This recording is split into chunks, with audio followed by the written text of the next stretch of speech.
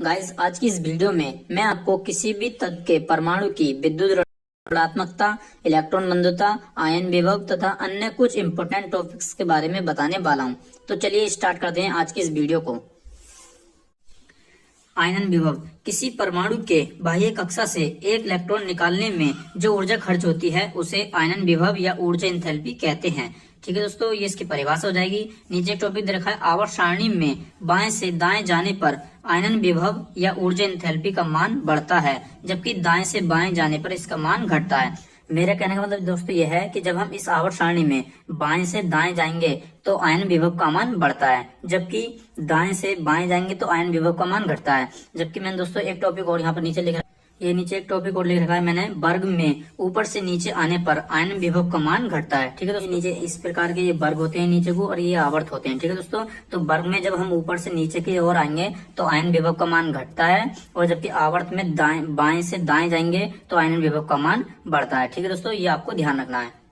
एक एग्जाम्पल के द्वारा दोस्तों मैं आपको समझाना चाहता हूँ। ये क्वेश्चन देखा है, निम्न में से किसकी आयनन ऊर्जा सर्वाधिक होगी। तो दोस्तों यहाँ पर दे रखा है बोरॉन दे रखा है, फ्लोरीन दे रखा है, एल्यूमिनियम दे रखा है, क्लोरीन दे रखा है। तो दोस्तों मैंने आपको पहले बता दिया कि आवर्त में जब हम बाएं से दाएं जाएंगे तो इसकी आयनन ऊर्जा का मान बढ़ेगा। तो दोस्तों यहाँ पर देखो, वर्ग नंबर 13 में बोरॉन दे रखा है, जबकि वर्ग नंबर 17 में फ्लोरीन दे रखा है। ऐसे ही वर्ग नंबर 13 में एल्यूमिनियम दे रखा है और वर्ग नंबर 17 में क्लोरीन दे रखा है। तो जब हम इस साइड से इधर जाएंगे तो इसकी आयनन ऊर्जा का मान बढ़ेगा, यानी कि इसमें जो राइट आंसर हो जाएगा वो फ्लोरीन हो जाएगा। तो इसका राइट आंसर क्या हो जाएगा, फ्लोरीन हो जाएगा। इसकी आयनन ऊर्जा इन चारों विकल्प के मुताबिक सर्वाधिक होगी। ठीक है दोस्तों, तो इसका राइट आंसर हो जाएगा फ्लोरीन। विद्युत ऋणात्मकता परमाणु का वह गुण जिसके कारण वह बॉन्ड पेयर को अपनी ओर खींचता है विद्युत ऋणात्मकता कहलाता है। आवर्त में बाएं से दाएं जाने पर विद्युत ऋणात्मकता का मान बढ़ता है, जबकि वर्ग में ऊपर से नीचे आने पर विद्युत ऋणात्मकता का मान घटता है। तो दोस्तों मैं एक बार फिर से आवर्त सारणी के माध्यम से आपको ये विद्युत ऋणात्मकता समझाना। सारणी में बाएं से दाएं की ओर जाने पर विद्युत ऋणात्मकता का मान बढ़ता है, जबकि वर्ग में ऊपर से नीचे की ओर आने पर विद्युत ऋणात्मकता का मान घटता है। ठीक है दोस्तों, वैसे तो मैं आपको यहाँ पर एक एग्जाम्पल के द्वारा ये दोबारा समझाना चाहता हूँ। जैसे मैंने ये एग्जाम्पल ले लिया है कि निम्न में से किसकी विद्युत ऋणात्मकता मान अधिक होगा। तो यहाँ पर दे रखा है सोडियम दे रखा है, एल्यूमिनियम दे रखा है, पोटेशियम दे रखा है और गैलियम दे रखा है। तो दोस्तों देखो, मैं यहाँ पे बताऊं कि वर्ग नंबर 1 में सोडियम दे रखा है और ये पोटेशियम दे रखा है, एल्यूमिनियम यहाँ वर्ग नंबर 13 में दे रखा है और गैलियम दे रखा है वर्ग नंबर 13 में। तो जब मैंने बताया कि बाएं से दाएं की ओर जाएंगे तो विद्युत ऋणात्मकता का मान बढ़ेगा, यानी कि इन दोनों के मुताबिक कम होगी। अब देखते हैं यहाँ पर, तो ये एल्यूमिनियम और गैलियम की बात हो रही है। यहाँ पर जब हम वर्ग में ऊपर से नीचे की ओर आएंगे तो विद्युत ऋणात्मकता का मान घटता है, यानी कि इसके मुताबिक कि अगर इसकी 10 होगी तो इसकी कितनी होगी, 9। तो इसका मतलब इसका राइट आंसर कितना हो जाएगा, एल्यूमिनियम हो जाएगा, ऑप्शन नंबर बी। कि विद्युत ऋणात्मकता मान कितना होगा यहाँ पर, सर्वाधिक एल्यूमिनियम का होगा। एग्जाम्पल और ले लेता हूँ मैं, निम्न में से किसकी विद्युत ऋणात्मकता अधिक होगी। तो दोस्तों यहाँ पर देखा है बोरॉन, कार्बन, एल्यूमिनियम, सिलिकॉन। तो दोस्तों मैंने आपको बता रखा है कि आवर्त सारणी में बाएं से दाएं जाने पर विद्युत ऋणात्मकता का मान बढ़ता है, जबकि वर्ग में ऊपर से नीचे की ओर आने पर विद्युत ऋणात्मकता का मान घटता है। तो दोस्तों जो मैंने यहाँ पर एग्जांपल आपको दिखाया कि निम्न में से विद्युत ऋणात्मकता का मान अधिक होगा, तो देखो यहाँ पर बोरॉन ये दे रखा है, कार्बन ये दे रखा है, एल्यूमिनियम ये दे रखा है, सिलिकॉन ये दे रखा है। तो जब हम इस साइड से इस साइड की ओर जाएंगे तो विद्युत ऋणात्मकता का मान बढ़ेगा, यानी कि इसके मुताबिक इसकी विद्युत ऋणात्मकता अधिक होगी और इसके मुताबिक इसकी विद्युत ऋणात्मकता अधिक होगी।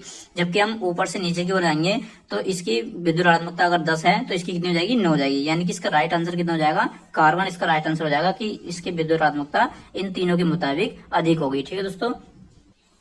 इलेक्ट्रॉन बंधुता किसी परमाणु के बाह्य कक्षा में एक इलेक्ट्रॉन जोड़ने में जो ऊर्जा खपत होती है उसे इलेक्ट्रॉन बंधुता कहते हैं। नीचे टॉपिक रखा है, आवर्त में बाएं से दाएं जाने पर इलेक्ट्रॉन बंधुता का मान क्या होता है, बढ़ता है, जबकि वर्ग में ऊपर से नीचे आने पर इलेक्ट्रॉन बंधुता का मान घटता है। ठीक है दोस्तों, तो यह भी आपको मैं एक आवर्त सारणी के माध्यम से बताऊंगा। देखो दोस्तों, जब हम आवर्त सारणी में बाएं से दाएं की ओर जाएंगे तो इलेक्ट्रॉन बंधुता का मान बढ़ेगा, जबकि वर्ग में हम ऊपर से नीचे की ओर आएंगे तो इलेक्ट्रॉन बंधुता का मान घटेगा। ठीक है दोस्तों, ये आपको मैंने उस परिभाषा के माध्यम से समझाना चाहा है। यहाँ पर ये एग्जाम्पल दिया, निम्न में से किसकी इलेक्ट्रॉन बंधुता अधिक होगी। तो यहाँ पर कार्बन दे रखा है जिसका परमाणु क्रमांक 6 होता है, नाइट्रोजन यहाँ पर 7 होगा, सिलिकॉन का 14 हो जाएगा और फास्फोरस का 15 हो जाएगा। तो यहाँ पर इलेक्ट्रॉन बंधुता के बारे में बताना, मैंने आपको बताया कि जब हम बाएं से दाएं की ओर जाएंगे तो इसका मान क्या होगा, बढ़ता है, जबकि ऊपर से नीचे की ओर आएंगे तो इसका मान घटता है। यानी कि जब 6 के बाद 7 यानी कि इसका इसके मुताबिक अधिक होगा और इसका इसके मुताबिक इसका मान अधिक होगा। ठीक है दोस्तों, जबकि हम वर्ग में जब ऊपर से नीचे की ओर आएंगे तो इसका मान क्या होगा, घटेगा। यानी कि इलेक्ट्रॉन बंधुता का मान क्या होता है, घटता है। तो यहाँ पर इन चारों टॉपिक्स में सबसे सर्वाधिक इलेक्ट्रॉन बंधुता किसकी होगी, नाइट्रोजन की हो जाएगी। ठीक है दोस्तों, तो इसका राइट आंसर हो जाएगा, कितना हो जाएगा, नाइट्रोजन। लिखा है परमाणु आकार, परमाणु त्रिज्या, परमाणु आयतन। ठीक है दोस्तों, तो यहाँ पर मैंने लिख रखा है आवर्त सारणी में बाएं से दाएं जाने पर परमाणु का आकार, त्रिज्या, आयतन ये क्या होता है, घटता है, जबकि वर्ग में ऊपर से नीचे आने पर परमाणु का आकार, त्रिज्या, आयतन का मान बढ़ता है। तो मेरा कहने वाला दोस्तों ये है कि जब हम आवर्त सारणी में बाएं से दाएं जाएंगे तो परमाणु का आकार हो या त्रिज्या हो या आयतन हो, इन सभी का मान ये घटेगा। जैसे कि मैंने यहाँ पर दिखा रहा आपको, इन सब का मान घट रहा है और इसका आयतन भी देखो घट रहा है, उसकी त्रिज्या भी घट रही है। जबकि मैंने यहाँ पर एक चीज और दिखाई यहाँ पर कि जब वर्ग में हम ऊपर से नीचे की ओर आएंगे तो इसका आकार हुआ, आयतन हुआ या त्रिज्या हुआ, इन सब का मान क्या होगा, बढ़ेगा। ठीक है दोस्तों, ये भी आपको ध्यान में रखना है। इस एग्जाम्पल के माध्यम से मैं आपको दोस्तों समझाना चाहता हूँ कि निम्न में से किसका आकार बड़ा होगा। तो यहाँ पर देखा सोडियम, कैल्शियम, पोटेशियम, एल्यूमिनियम। तो यहाँ पर देखो दोस्तों, ये सोडियम इधर रखा है, एल्यूमिनियम इधर रखा है, पोटेशियम इधर रखा है, कैल्शियम इधर रखा है। मैंने बताया आपको जब हम बाएं से दाएं की ओर जाएंगे तो इसका आकार हुआ, त्रिज्या हुआ या आयतन हुआ, घटता है, जबकि ऊपर से नीचे की ओर आएंगे तो इसका आकार हुआ, आयतन हुआ या त्रिज्या हुआ, ये बढ़ता है। तो यहाँ पर दोस्तों इसका मान सर्वाधिक होगा, जब इधर को जाते रहेंगे तो ये क्या होता रहेगा, कम होता रहेगा। यानी कि इसका ऑप्शन ये वाला तो गलत हो जाएगा। ठीक है दोस्तों, और जब हम ऊपर से नीचे की ओर आएंगे तो इसका आकार क्या होगा, बढ़ेगा। यानी कि सोडियम का आकार इसके मुताबिक क्या होगा, छोटा होगा। यानी कि यहाँ पर पोटेशियम का जो आकार है इसका बड़ा होगा इसके मुताबिक आकार। ठीक है दोस्तों, तो यहाँ पर इसका राइट आंसर जो हो जाएगा पोटेशियम हो जाएगा।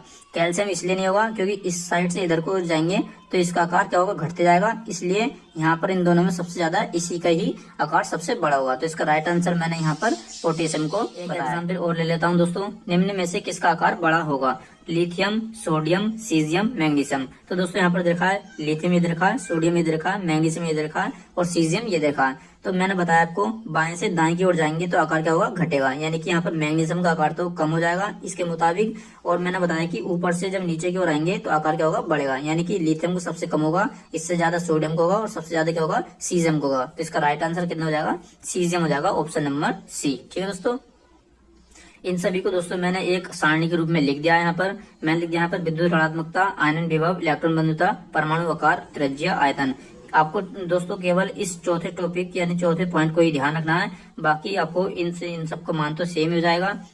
आवर्त सारणी में जब हम बाएं से दाएं की ओर जाएंगे तो इन तीनों टॉपिक्स का मान क्या होगा, बढ़ेगा, जबकि ऊपर से नीचे की ओर आएंगे तो इन तीनों टॉपिक्स का मान क्या होगा, घटेगा। जबकि चौथा जो टॉपिक दे रखा है परमाणु आकार, त्रिज्या, आयतन, इसके ध्यान रखना है दोस्तों, क्योंकि जब हम बाएं से दाएं की ओर जाएंगे तो इसका मान घटता है, जबकि ऊपर से नीचे की ओर आएंगे यानी कि टॉप टू बॉटम करेंगे हम तो इसका मान क्या होगा, बढ़ता है। ठीक है दोस्तों, इसलिए मैंने आपको बताया कि केवल और केवल चौथे टॉपिक को आप ध्यान रखना है, बाकी इन तीनों का मान क्या हो जाएगा, सेम हो जाएगा।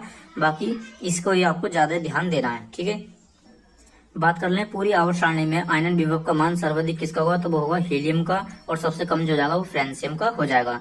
बात करें यहाँ पर विद्युत ऋणात्मकता सर्वाधिक किसकी होगी पूरी आवर्त सारणी में, तो वो होगी फ्लोरीन की, और सबसे कम होगी सीजियम की। इलेक्ट्रॉन बंधुता सर्वाधिक क्लोरीन की होगी, और सबसे कम जो होगी वो अक्रिय गैसों की हो जाएगी। ठीक है दोस्तों, अगर आपको हमारी ये वीडियो अच्छी लगती है, पसंद आती है, तो प्लीज इसे लाइक, शेयर, सब्सक्राइब जरूर करें। Thank you so much.